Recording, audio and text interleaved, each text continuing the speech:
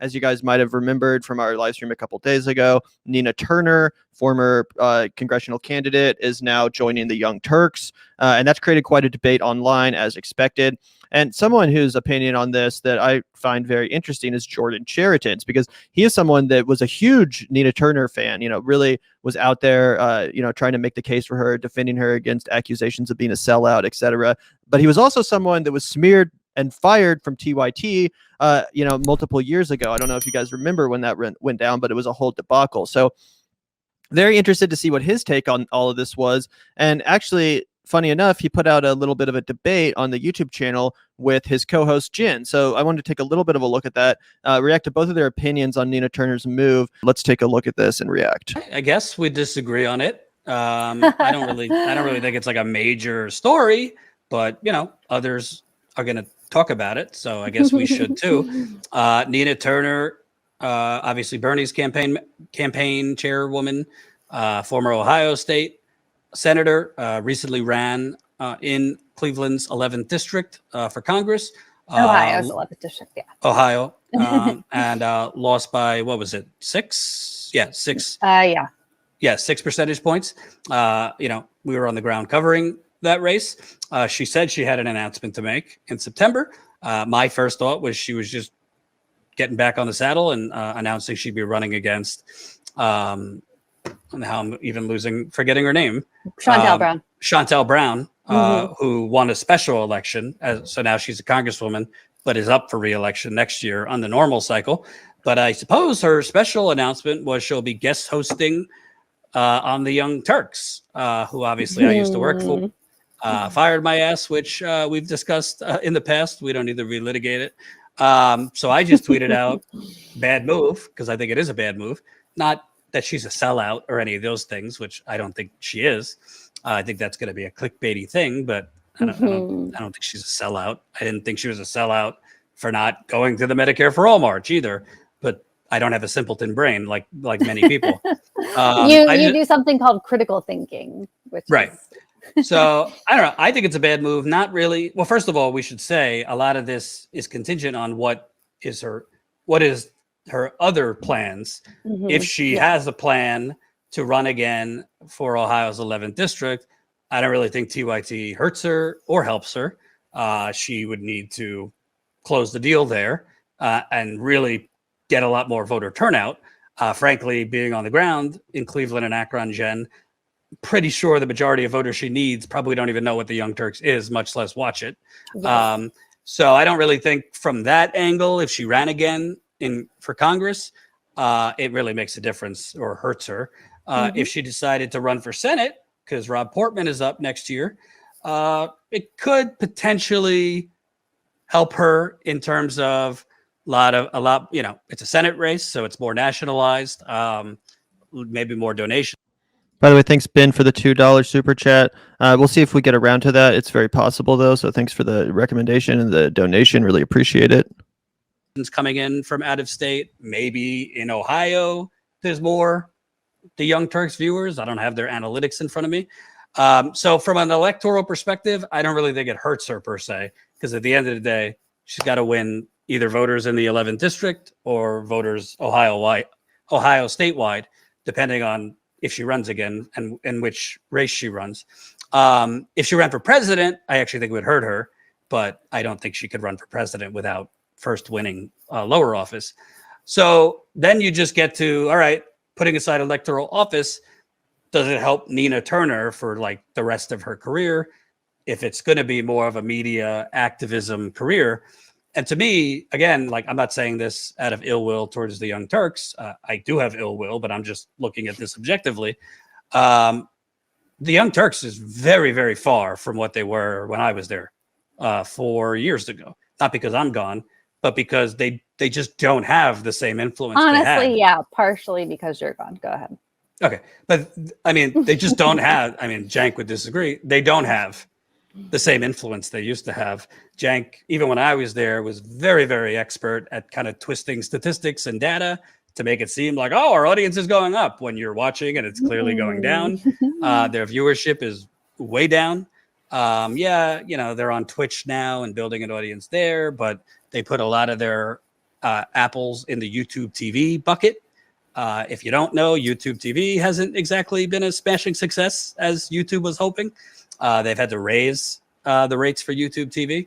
TYT, if you're just kind of reading the tea leaves, they had to lower their membership offerings considerably. I think when I was there, it was like $10 a month. They lowered it down to $4.99 a month options, even $1.99 a month options. You don't typically do that if you're exploding in membership. You do that, you kind of lower the price to try and stop the bleeding, get more members, even at a lower rate. And or my final to get more members who can't afford the $10. Go ahead. Well, I believe they were losing members based on what I was seeing with the viewership over the last few months. I don't have I certainly Cenk, the dirty, filthy fucking money over everything capitalist is not fucking lowering the rate of TYT so that more people can afford it. Okay, we remember Jimmy Dore made a fucking hilarious bit about this. They were begging for more money during the pandemic. It's like they were saying the pandemic's really hurting us, and Jimmy would be like, "You fired all your fucking reporters. What the fuck do you need more money for?" Like what are you talking about? Like, and obviously Jimmy famously at the end of when it was over the pandemic, he was like, "This is the part where I say become a member, but nobody has any fucking money, so just enjoy the show." An obvious difference between Jimmy and Cenk's approach to finance. So I just wanted to interject that here. Yeah, 100% accurate, 100% accurate. And Jordan's totally right that TYT has fallen far from when he was at TYT back in the day when even I used to be a fan of TYT. It's undeniable that the network has, just nosedived as far as quality and relevance. So that's very accurate. access to their back end. But if you're losing that much viewership, there would be some correlation with losing members too. But overall, to me, it's less so about TYT per se and more so Nina Turner. She could start her own channel tomorrow without having to do it 5 days a week like us. And without, she could be the face, but also bring on other faces.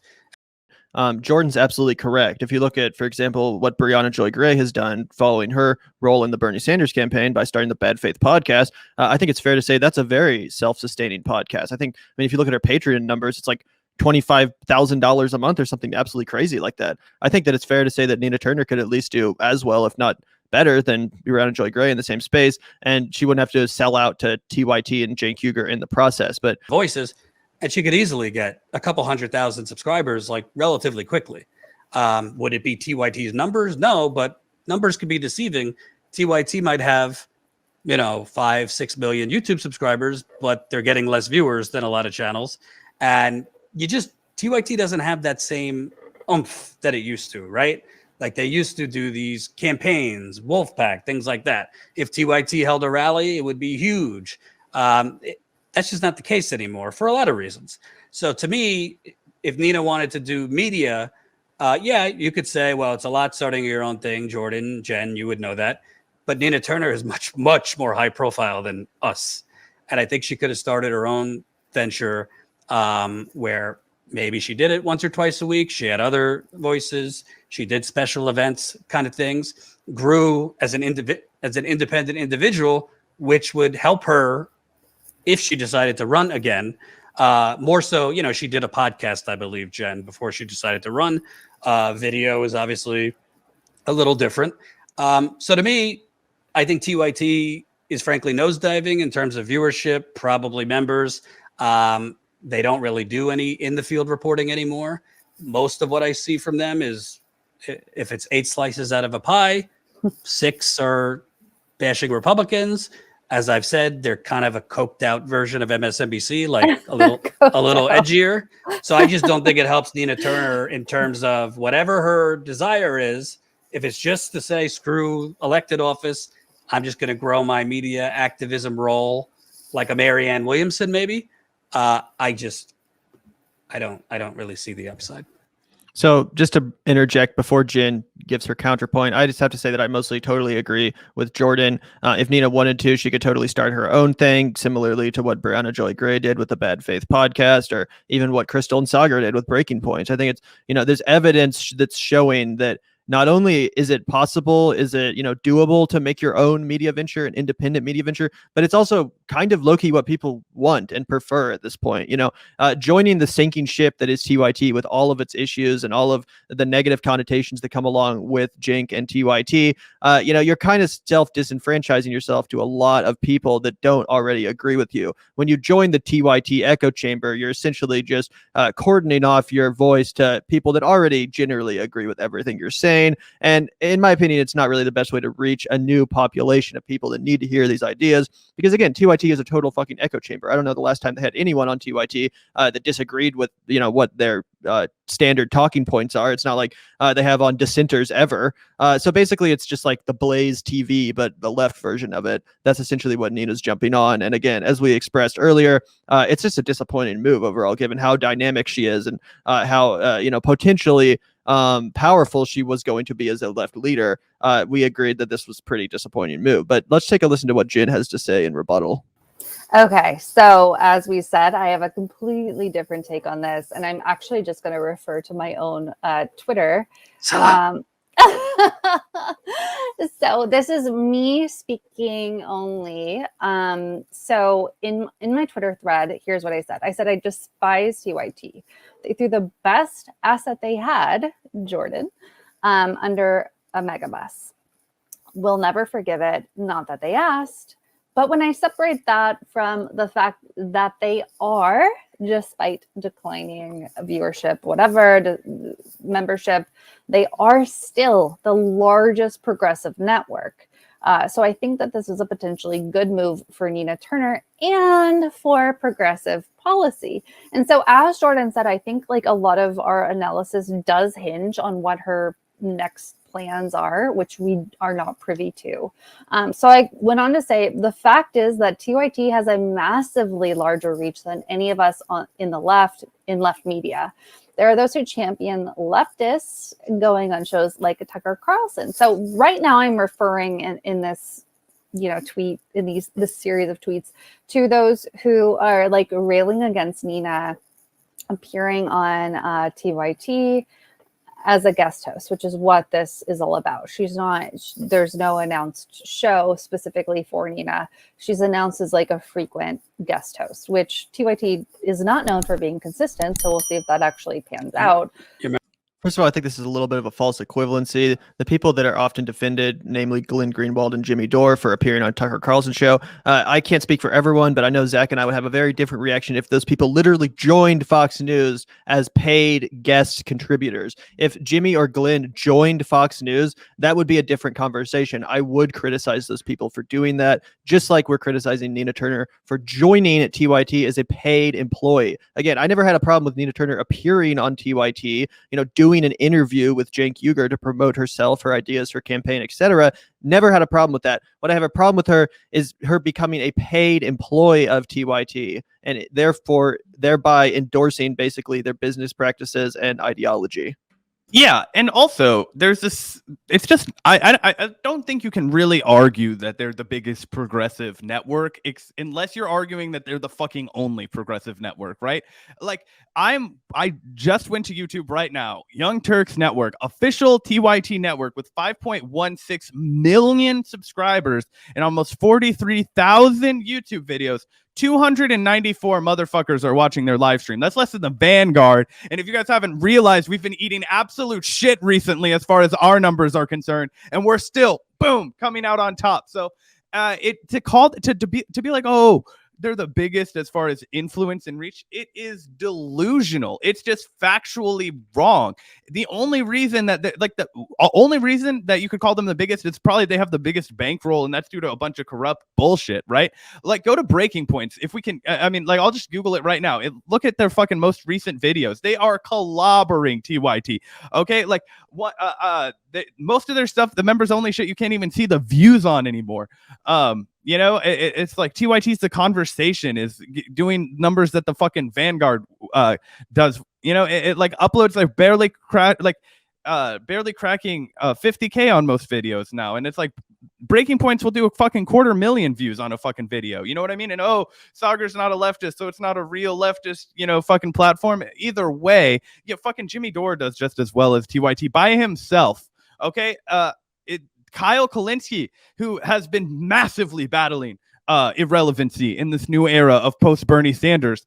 Still does just about as well by himself as the Young Turks does on any one of their mainline programming shows. So I just think this is not why Nina Turner is going over there. She's not going over there to reach people, bro. Like, this is for money. And not that she doesn't even have the right to do it, but it's just like, it deserves to be criticized. Right. And this is actually an argument that I'm particularly annoyed by, because I actually fell for a similar argument not that long ago when Andrew Yang joined CNN. If you guys remember back in the day, I used to actually defend Andrew Yang a little bit more than I do now. I'm fully on the page that he's a sellout and grifter. But when he joined CNN, I was actually like, maybe it's not the worst idea ever if we have like someone in the mainstream media and the largest platform in the world, giving their populist opinions and, spreading UBI ideology. How did that fucking go? As it always does, obviously. It's not like Andrew Yang went on CNN to be a, anti-establishment truth teller that was talking shit on the capitalist class and promoting the people's policies and all this shit. No, he just started towing the line. He endorsed Joe Biden live on CNN. That's what it amounted to.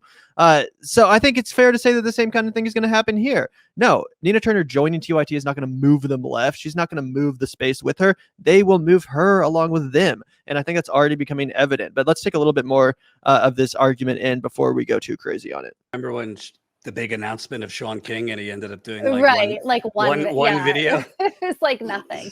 So who knows if this will even pan out. But what I'm talking about are those who are saying like, look, Nina Turner is definitely a sellout. Look, she's going to be on TYT. Okay. But those are the same people who are saying that it's a good thing for so-called leftists to appear on Tucker Carlson, etc., other Fox News shows, because it exposes the audience. Once again, it's a false equivalency. Most people would criticize people if they actually joined Fox News as a paid contributor. Going on a show is not the same thing as joining a network. Again, I didn't criticize Nina Turner for going on TYT to make her case. What we're criticizing her for is joining TYT, literally becoming a paid employee, a paid contributor. It's to progressive values. So why wouldn't it be just as good of a thing or even better for a leftist with good progressive policies to appear on a show that liberals watch, the so-called shit libs, as they say, in the post-left? Why wouldn't it be even better to try to catch people who are much, much more closely aligned than Fox News viewers? I digress. So again, I say there are leftists, there are those who champion leftists going on shows like Tucker Carlson because it's exposing his audience to progressive policy and ideas.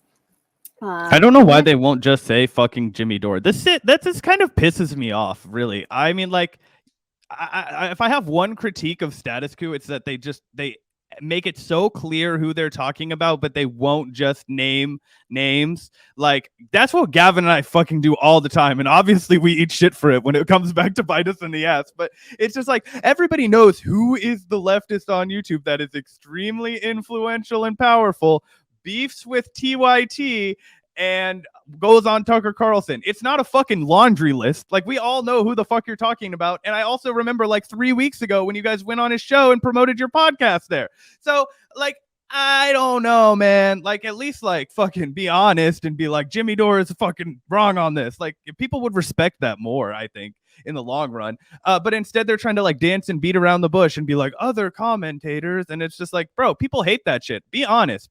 Tell people what you're pissed off about. If you disagree with somebody, fucking lay them out for it. That's what people want. People want to know that you have integrity and that you'll stand the fuck up for what you think. And I know that fucking Jordan has integrity and will stand up for what the fuck he thinks. So just say this shit out loud. Just stop playing this dumb game. That's what makes people pissed. Like, people want you to say like, oh, I think Jimmy Dore is a dumb leftist and that's my new position. He went on fucking Fox News and, he's pissed that Nina Turner, took this deal with TYT because he hates TYT, blah, blah, blah. Like, I think we've already pointed out how that's a false equivalency, but at least take the gloves off and be like, hey guys, like, I'm going to fucking give you my unfiltered, unvarnished take on all this shit. Cause I think it's just fucking irritating to watch people pretend over and over that like, we don't know what you're talking about. Like, just be honest to your audience. Everybody that watches Status Quo also watches all this other shit. Just like everybody that watches The Vanguard also watches this other shit.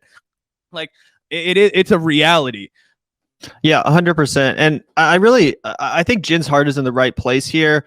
And I think that obviously she's, defending Nina Turner a little bit more than she might otherwise because of how much they put their neck out for Nina Turner during that campaign and really defended her against criticisms and all that stuff. So now she feels maybe a little bit embarrassed and feels like she has to double down on this instead of just acknowledging what the obvious reality of the situation is. So again, I'm not trying to come down too hard, and I think her heart is in the right place. But this false equivalency really is just totally incorrect, because the reason people defend someone like Jimmy Dore for going on Tucker Carlson is because that is a genuinely totally different audience. That's a audience that really isn't exposed to these ideas at all when it comes to actual leftism. So yeah, it's worth it to go on that platform, to speak to that audience, to try to get those ideas out there, because that is genuinely something new, something different, something that doesn't get represented on cable news. So that's one thing. That's why people do that.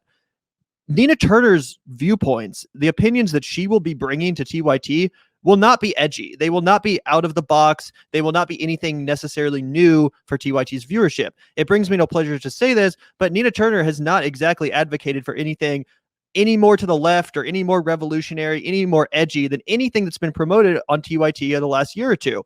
If you remember, it's not like Nina Turner was out there advocating for force the vote. It's not like Nina Turner has been out there advocating anything that's any further to the left or any edgier, any more revolutionary than any of the rhetoric you hear on TYT. In fact, yeah, exactly. Since the People's Party convention, right?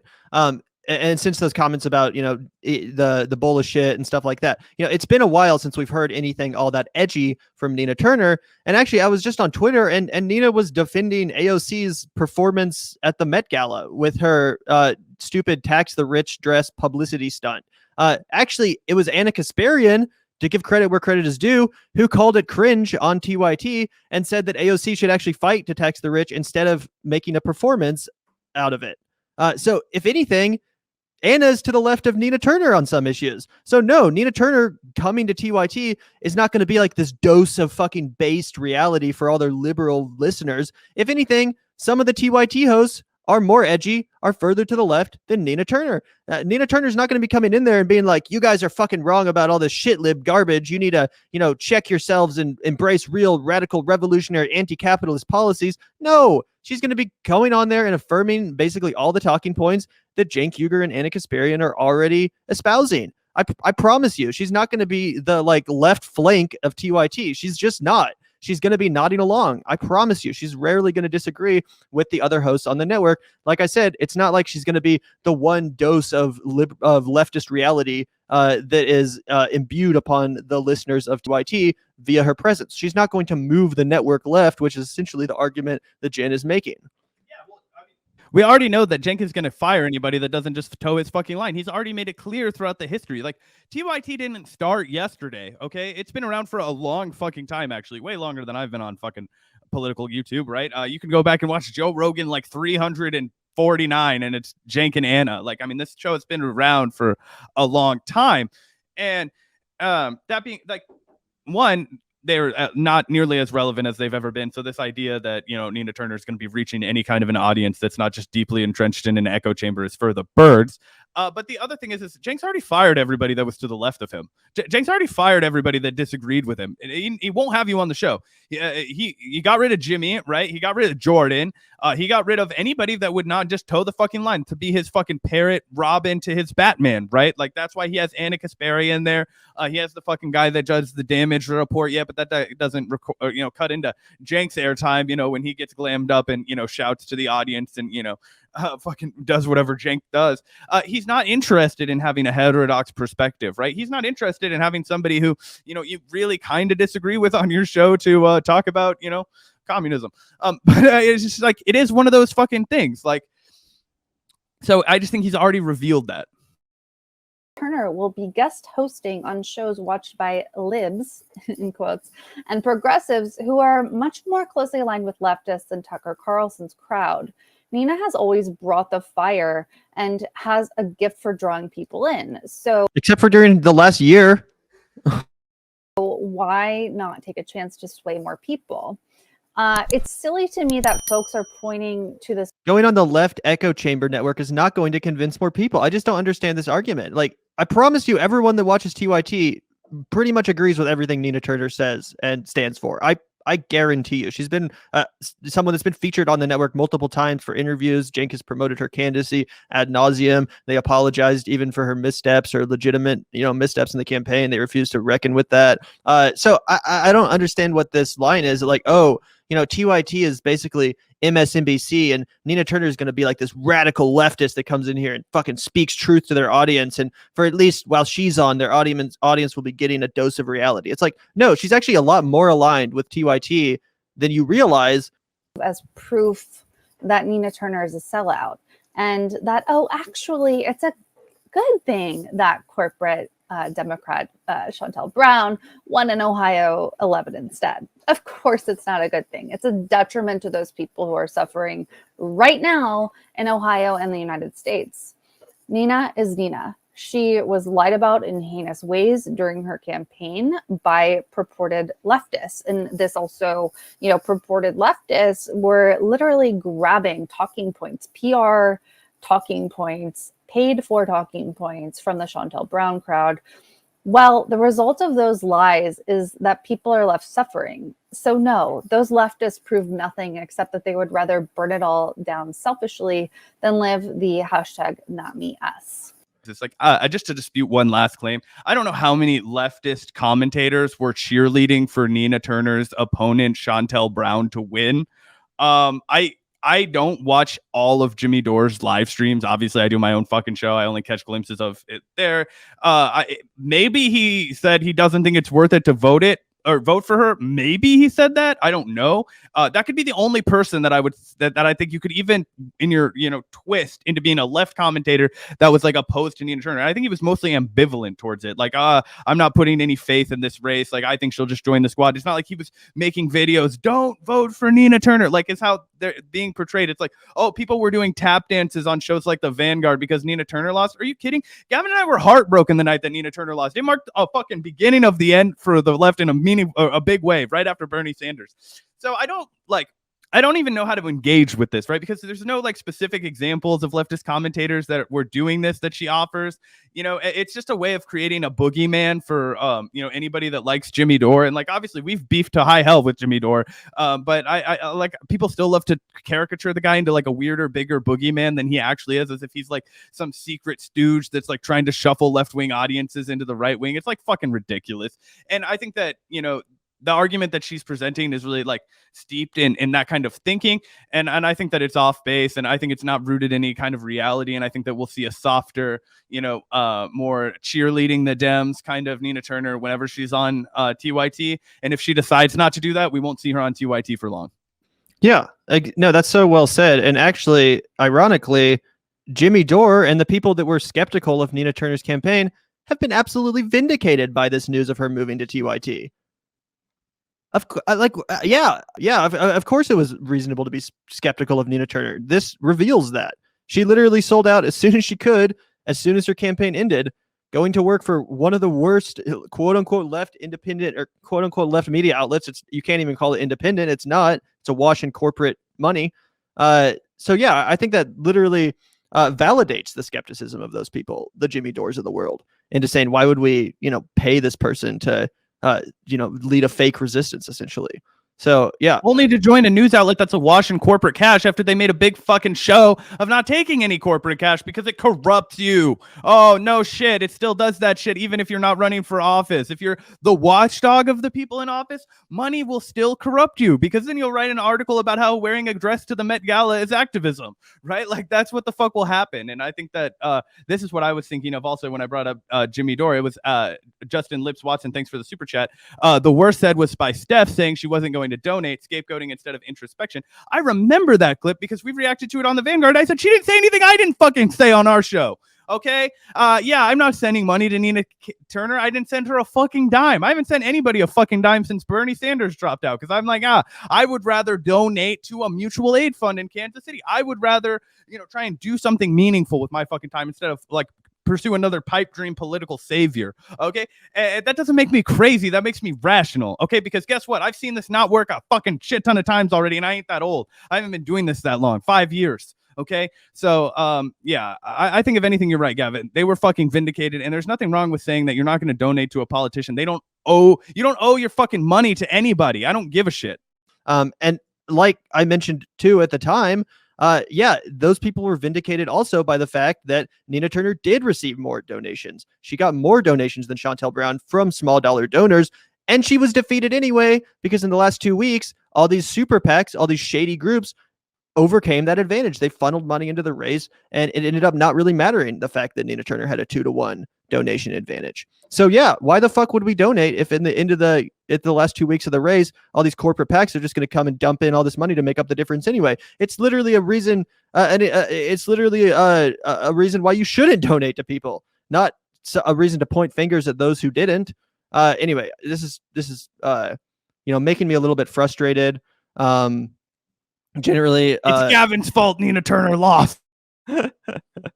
Yeah, anyway, it was an interesting debate, and ultimately, despite my disagreements with Jenn in particular, I still do think the Status Quo is doing a lot of great work. They're one of the only independent media outlets that's actually on the ground covering protests, for example, speaking to working class people that are really the victims of this capitalist system the most, talking to people in Flint, Michigan, talking to people that are about to be evicted and stuff like that. So, disagreements aside, they are doing really good work over there. But this was just a little bit of a miss, in my opinion, at least from Jenn, who I feel like is being overly protective of Nina Turner in this instance, instead of just acknowledging what is no doubt painful to acknowledge, but is seemingly accurate at this point, which is that Nina Turner is really not interested in challenging power, challenging the Democratic Party, as she seemingly once was.